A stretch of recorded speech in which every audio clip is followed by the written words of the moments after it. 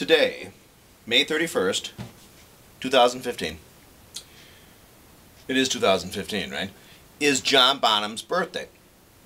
He was born in, was it Redditch? I forgot. But I will say, today was his birthday, 1948 he was born. I've never made a John Bonham birthday video, but this is one. He would have been 67 today.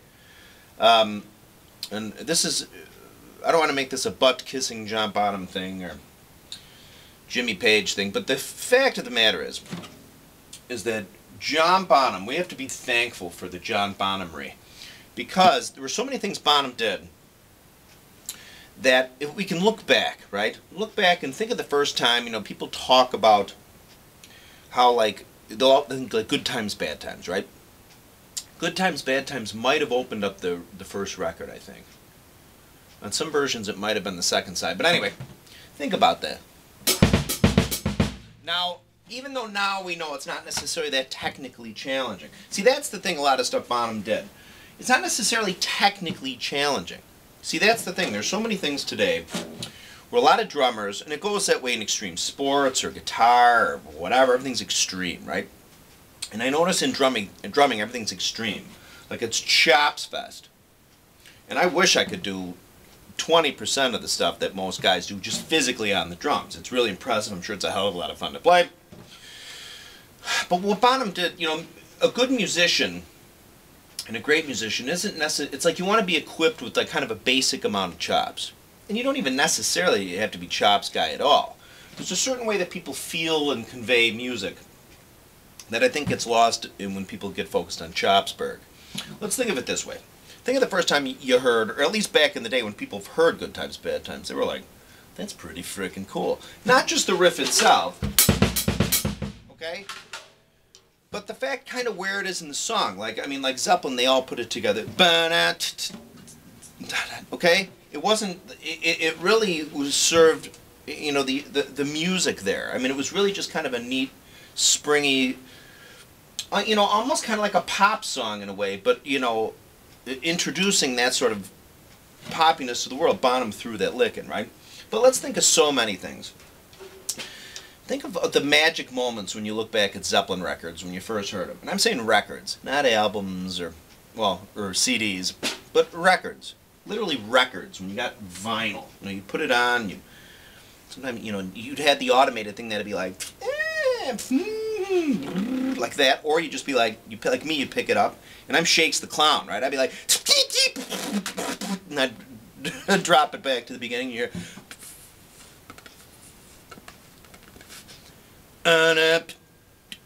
right? A beautiful thing. Well, let's just think back on Bonham's birthday of just the coolest stuff, and I won't be able to touch on them all. You sit back and think to yourself, like, I remember listening to that Zeppelin record, and there, you know, there's tons of Zeppelin tunes, but when you just think of the stuff Bonham actually played, and just how unique it was, but not necessarily in sort of a gimmicky way. See, that's the thing. There's a lot of stuff that's neat in a gimmicky way. It really served the music in such a clever, what's the word? A clever, genius way. Really, think of so many things. Like, for example, right off the top of your head, listen to, like, the end of No Quarter. And by the way, I didn't put did I put the sound of No Quarter on the best sounding Zeppelin drum sounds? By the way, I made that video as a joke. I just threw, I mean, not as a joke, but I just threw them out there. God knows every Zeppelin song should be the best of, and I don't know why I didn't put Stairway to Heaven on it, but I kind of just threw it out there real fast. Because you know, the 8 most, anything that has a number, the 8 most popular, or the 10 most this, seems to get a lot of hits, so I thought I'd throw it out there just to see what happened. Of course, I got about 1,200 hits. But think of the end of No Quarter, okay? There's so many things that are cool in the studio recording of No Quarter from everybody. Page, John Paul Jones with that piano. I mean, that's just classic. I mean, that practically, when I was a little kid, brought tears to my eyes. I mean, I was like, this is Led Zeppelin? I just couldn't believe it. Listen to that piano interlude solo in No Quarter. But wait, we're talking about Bonham. Da-na-na-na-na, da-na-na-na-na. When he would delay, like when he'd do stuff, it was always in a similar vein kind of stuff that he'd do. He'd delay a crash, You go around an extra note, but it was always, and it was never overdone. See, that's the thing, it was never ever overdone. He sort of sprinkled it in here. Bloop. Okay? Just a little bit there in the song. And that's the genius of it all. So we all should have hats off to Bonham on his birthday. 67 he would have been, let me do the math, right? 1950, 65, 60, yes, 67. I was going to have like a little cupcake here and maul it and then eat like 15 of them. I thought that'd be kind of a good gimmick, but I didn't want to water down the respect of, honest to God, Bonham's birthday. Like sometimes I will poke fun at the kind of like the geeky Bonhamness or Zeppelinness of us, you know, kind of like the William Shatner, get out of your basements kind of thing. But with all due respect to Bonham, you know, there's so many drummers, you know, jazz drummers and so many drummers that if they're honest with you in their top three, Bonham's always in there. Because some people might say, well, yeah, when I was younger, you know, I didn't know any better, blah, blah, you know, and then as I got... Well, the thing really is, everybody knows really how just musical that drumming is. It's just done in a unique way, and it really is the marvel of Bonham, right? End of No Quarter. Actually, there's a lot of stuff in No Quarter. The fill in Stairway to Heaven. I mean, just in that one spot, right?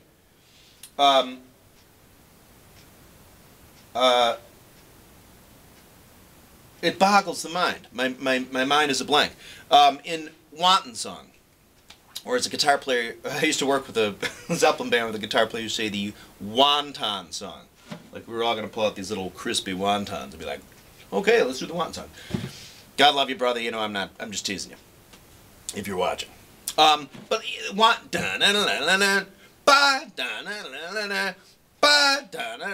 then we go around. I mean, it's golden. Back into the Wanton Song. When he does that, I mean, those little teeny things. See, that's the thing. Zeppelin was such a great band. Jimmy Page is a genius. Not just in, you know, the riffs he'd write, but in recording. So much of the sound, of Zeppelin sound, is literally the recorded sound, okay? But think of those little things. Like I say, and it's disrespectful to John F. Kennedy, because God knows his birthday was the other day. I used to say the Kennedy headshot, and I shouldn't say that, even though you know, and flippantly, it's kind of funny when I talk about. But in Achilles' Last Stand, okay, getting to the verse. When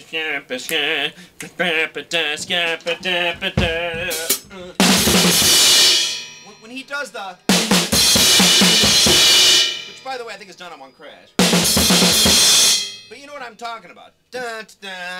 But in the verse, nice and gentle here. I mean, it's like you're getting, as I'd say, like getting biffed by your dad if you did something stupid back in the 70s. Just out of nowhere, you're sort of listening to it.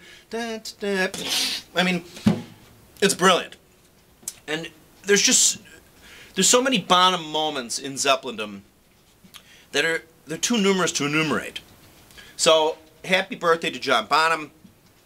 At least for me, our Bonzolium heartfelt wishes to Jason Bonham on his pop's birthday, on his wife Pat. I almost said Peg. Pat and his sister and just everybody in Bonhamville. You know, all the roadies and everybody. You know, we wish you guys, you know, respect to. I guess not so much the roadies, I suppose, but if you're around, yeah, we're saying happy birthday. But like the rest of the guys in the band, it's respectful. I've never made a video like this before, but I thought about it. Really, it's somebody's birthday. Truly, his birthday was today. And putting all my sort of Bonham sort of, you know, apart sometimes when I sort of make fun of our way of being so Bonham-y and Zeppelin-y. But with all due respect, happy birthday. So what I'm going to do is I'm going to sweat my brains out doing this because it's muggy today. But I'm going to try and do the Moby Dick, end of Moby Dick, what the hell's going on here? The left hand clockwise, right hand counterclockwise Bonham thingy. In tribute to Bonham. We'll see if I can do it, for how long I can do it, okay? Hopefully I won't have a heart attack. And one of the guys posts on my thing that I should go vegan because he thinks I'm about to die of a massive infarction. Okay, ready? Okay. In tribute, 67th birthday of John Bonham. Let's see if I'm sure I can do it for 67 seconds. Let's see if I can. So remember, it's...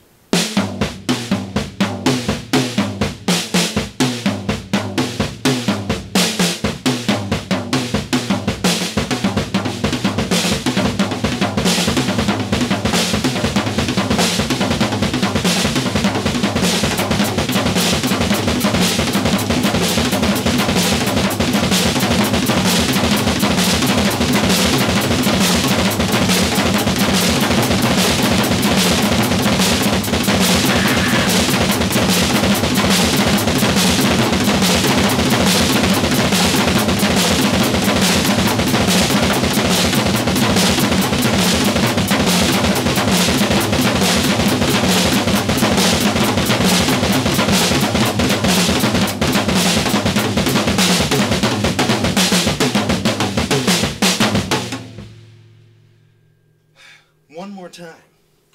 That sounds nasty awful. Hang on a minute. See, I gotta adjust this from I teach students here. Let's get this down, man. Okay, hang on.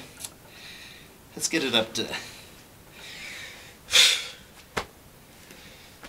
actual Bonham sort of quality, at least if we can approach Bonham quality. Get the stuff sort of up to my adult. Well, I like to think of myself. Ready? So remember.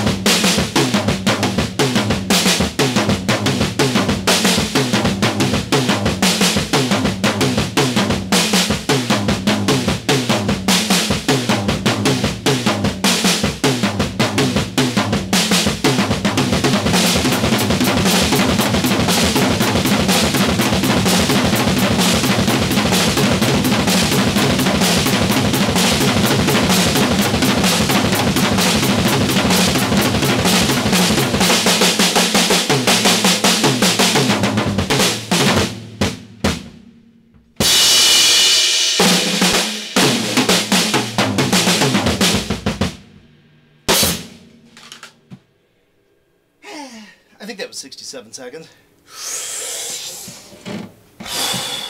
Anyway, thanks for watching my videos. A sincere birthday wish to the main man. Thanks for watching. The drum room video is coming up. Honest to God, I think this week. We had to get this one out. Thank you for watching.